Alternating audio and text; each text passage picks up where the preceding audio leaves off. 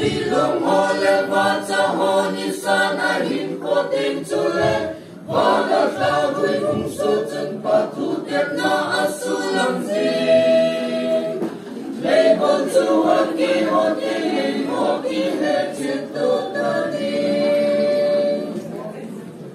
ei hồ kỳ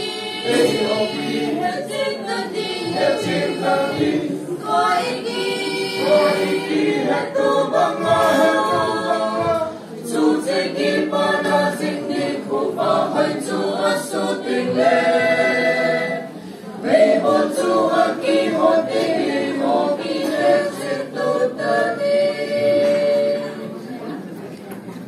chu kim lệ lung thăm đi đi cô làm tiêu giọt trên dòng lệ đi lâu mau gầm la hẹn lăng một thiên ma na tông dòng leo lên khăn nằm cuồng đi hưng nôn tê hùng hùng ya ấy cô tê nôn lệ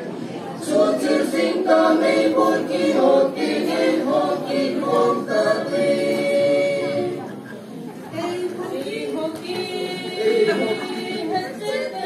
hết chuyện ta đi đoa ý kỳ hết tô băng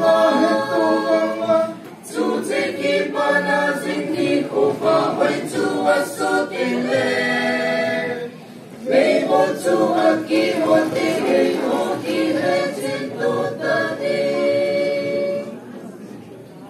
lỡ tô na kim về la e hồ kỳ pa ta a kỳ con đi kỳ ngày tranh tô kỳ một tô a e hồ kỳ hết chuyện ta đi ta đi ngày lâu ba e hồn thật tâm la isa chỉ đi để một chu a kỳ hồ a một thiên chu a kỳ tô mong đi hồ kỳ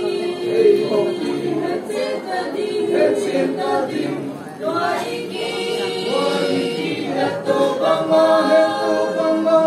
chu chế kỳ pa na sinh đi khu ba hoài chu asu tình lệ mấy một chu a kỳ hồ kỳ hết